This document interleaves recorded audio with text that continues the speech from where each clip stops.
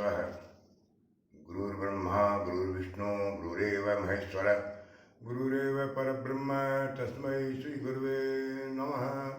सभी साधकों को नमस्कार। भाई बहनों, हम देखते हैं गायत्री माता का चित्र, उसमें माँ भगवती हंस पर बैठी हुई है और उसके हाथ में एक कमंडल है और एक पुस्तक है। इसका अर्थ क्या हुआ कि वो कमंडल जो है वो ये इंगित करता है कि माँ भगवती पात्रता बढ़ाती है। कमंडल पात्रता का प्रतीक है।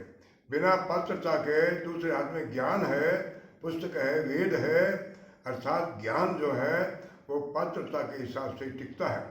बिना पात्रता के ज्ञान नहीं टिकता। विश्व के नियंता भगवान के द्वारा दी हुई उपलब्धियां अगर व्यक्ति को मिल भी जाती हैं तो वह उसका उपयोग नहीं कर सकता अगर उसकी पात्रता सच्ची नहीं है। पात्र स्वच्छ होना चाहिए, निर्मल होना चाहिए और टूटा हुआ नहीं होना चाहिए। टूटे हुए पात्र में घी नहीं डाला जाता, गंदे पात्र में अमृत नहीं डाला सकता, अमृत भी जहर बन जाता है। ये शास्त्र की परंपरा है। गायत्री अर्थात गॉडेस ऑफ विजडम, गायत्री सद्बुद्धि की देवी, गायत्री ब्राह्मी चेतना, गायत्री अर्थात प्रज्ञा, गायत्री अर्थात सद्बुद्धि। और जिसके पास सद्बुद्धि नहीं है, सद्भावना नहीं है, तो ईश्वर का दिया हुआ वरदान भी उल्टा अभिशाप बन जाता है। शास्त्र में इसके हजारों उदाहरण हैं कि बिना पात्रता के जिन्होंने तपस्या करके भी और उपलब्धियां प्राप्त की, वही उपलब्धियां उनको खुद को नुकसान कर बैठी। जैसे भस्मासुर का उदाहरण है और भी बहुत सारे उदाहरण हैं। इस संबंध में परम पूज्य गुरुदेव एक उदाहरण देते थे उपनिषद का। मैं आपको वो उदाहरण सुनाता हूँ। देखो, एक बार शंकर भगवान और पार्वती तीर्थ भ्रमण के लिए निकले और वो घूम रहे थे गंगा के किनारे। तो उन्होंने 3 प्रकार के प्राणियों को देखा। एक 85 साल का बूढ़ा व्यक्ति, एक बुढ़िया 80 साल की और उनका जवान बेटा 25 साल का। वो तीनों आदमी चले हुए आ रहे थे। पार्वती माता ने उनको देखा, जीन्स से कपड़े पहने हुए अति गरीब नजर आ रहे थे। पार्वती ने कहा, हे प्रभु, देखो ये बेचारे कितने गरीब हैं, इनकी क्या हालत है। आपके दरबार में न्याय नहीं है। किसी को आपने करोड़पति बना दिया, किसी को सुंदर शरीर दे दिया, किसी को गरीब बना दिया। ऐसा नहीं होना चाहिए। शंकर भगवान बोले, देवी ये सब मैं नहीं करता हूँ, भगवान नहीं करता है, नियंता नहीं करता है। ये इन प्राणियों के कर्मों का और इनकी भावनाओं का प्रतीक है।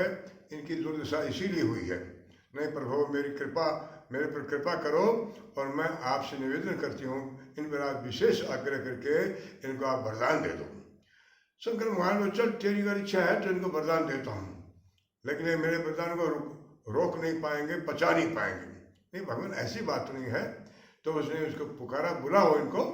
तो पार्वती माता ने उसको बुलाया, ओ गरीब, ओ गरीब, गरीब, ओ गरीब। बुढ़े ने उसको देखा, गुस्से में लाल होकर उसने पार्वती माता को गालियां देनी शुरू कर दी। मुझे गरीब कहती हो, तुम रोटी देती हो क्या, आदि इत्यादि। पार्वती माता मुस्कुराई, ऐसा नहीं बाबा, मैं पार्वती हूँ, ये शंकर भगवान है, ये आपको वरदान देना चाहते हैं। तीनों आदमी आओ, आपको वरदान देंगे। तो शंकर भगवान ने कहा, मैं एक एक वरदान तीनों को दे दूंगा। तो तीनों आ गए, मांग लो। तो महिला जो बुढ़िया थी, शरीर का कुड़ा हुआ और बिल्कुल दुर्बल, वो आई। बोले, माता जी आप मांग लो, एक वरदान आपको दे देंगे। तो वो चूंकि अपनी भावना के हिसाब से बोल पड़ी, वासना रूप थी। उसने कहा, हे शंकर भगवान, मुझे 16 साल की षोड़शी युवती बना दो, सुंदर युवती बना दो। भगवान बोले, तथास्तु। वो युवती बन गई, छम छम करके नाचने लगी। उसको देख के जो बूढ़ा था पति, वो क्रोध रूप था, वो गुस्से में बोला, अरे तेरी नानी मर जाए, देखो बन गई युवती। तो गुस्सा मत कर बाबा, शंकर तुम भी मांग ले। तो उसने कहा, हे प्रभु, मुझे भी एक वरदान दो। क्या, मेरी पत्नी को सूर्या बना दो। पार्वती बड़ी दुखी हुई, क्या मांग रहे हैं लोग। तथास्तु कहते सूर्या बन गई। सूर्या जब बनी देखी तो जो पुत्र था वो उस माँ को सूर्या बना देख करके फूट फूट के रोने लगा। तो मोह था ना, तो उसने कहा बेटा तुम तो रो मत, तू भी एक वरदान मांग ले, एक वरदान मेरे पास और है।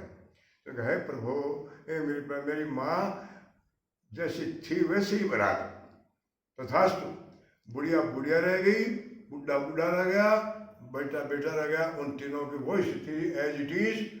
अर्थात इस दृष्टांत का मतलब क्या है, वरदान जब तक मनुष्य की बुद्धि शुद्ध नहीं होगी, जब तक उसमें विवेक नहीं होगा, तब तक वो व्यक्ति वरदान को पहुँचा नहीं पाता।